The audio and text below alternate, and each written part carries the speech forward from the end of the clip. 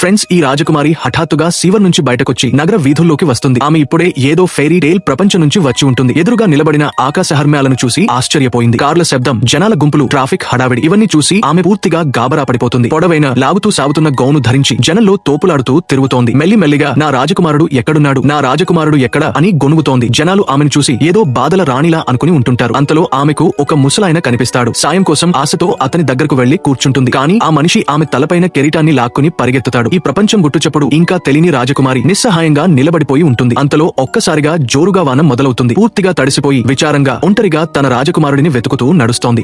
నడుస్తూ దూరంగా ఒక పెద్ద మహల్ లాంటి ఇల్లు కనిపిస్తుంది. ఇది నా ఇల్లేమో అనుకుని సంతోషంగా మెట్లెక్కి గట్టిగా తలుపు కొడుతుంది. అదే సమయంలో రాబర్ట్, అతని కూతురు అటుగా వస్తుంటారు. రాజకుమారి పాదం జారబోతుంటే రాబర్ట్ సరిగ్గా సమయానికి పట్టుకుంటాడు. దయాళుడైన రాబర్ట్ ఆమెను తన ఇంటికి తీసుకెళ్లిపోతాడు. తలుపు దగ్గర ఆమె భారీ గౌను అడ్డం పడుతుంది. లోపల నుంచి ఆలిస్ లాగుతోంది. వెనక నుంచి రాబర్ట్ తోస్తుంటాడు. బోలెడన్ని శ్రమపడి రాజకుమారి లోపలికి వస్తుంది. సోఫాపై పడుకుని అలసటతో వెంటనే నిద్రలోకి జారిపోతుంది. ఉదయం కళ్లు తెరిచేసరికి రాబర్ట్ ఇల్లు ఒక్కసారిగా స్వర్గంలా కనిపిస్తుంది. ఆమె కిటికీ తెరిచి తన మధురమైన గొంతుతో పాట పాడటం మొదలు పెడుతుంది. ఆ గొంతు వినగానే పావురాలు ఎగురుకుంటూ వస్తుంటాయి. ఎలుకలు పరిగెత్తుకుంటూ బయటకొచ్చాయి. ఈగలు కూడా చేరాయి. ఆమె వాటన్నిటినీ పనిలో పెట్టేస్తుంది. పావురాలు తమ తోకలతో నేల తుడుస్తుంటాయి. ఎలుకలు టూత్ బ్రష్ తో టాయిలెట్ కడుగుతుంటాయి. ఈగలు టవల్స్ పిండుతుంటాయి. చిన్న చిన్న ఎలుకలు పాత్రలు కడుగుతుంటాయి. అంతా ఒక్కసారిగా జాదులా మెరిసిపోయింది. కానీ అంతలో ఒక గొడవ జరుగుతుంది. ఒక గిన్నె పగిలిపోయింది. రాబర్ట్, అతని కూతురు నిద్రలేస్తారు. వాళ్ళు ఏదోలా జంతువులను తరిమేశారు. బాత్రూంలోకి వెళ్లి చూస్తే రాజకుమారి స్నానం చేస్తోంది. అదే సమయంలో ఒక పావురం ఆమెను గట్టిగా గుద్దేస్తుంది. అదే టైంలో రాబర్ట్ మంగేతర్ లోపలికి వస్తుంది. ఈ వింత దృశ్యం చూసి కోపంతో తలుపు బారేసి వెళ్లిపోతుంది. రాబర్ట్ ఆమె వెనక పరిగెత్తుతాడు. కానీ తిరిగి వచ్చినప్పుడు ఇంకో షాకింగ్ దృశ్యం చూసి ఆశ్చర్యపోతుంటాడు. అది చూసి రాజకుమారి అక్కడే నిలబడిపోతుంది.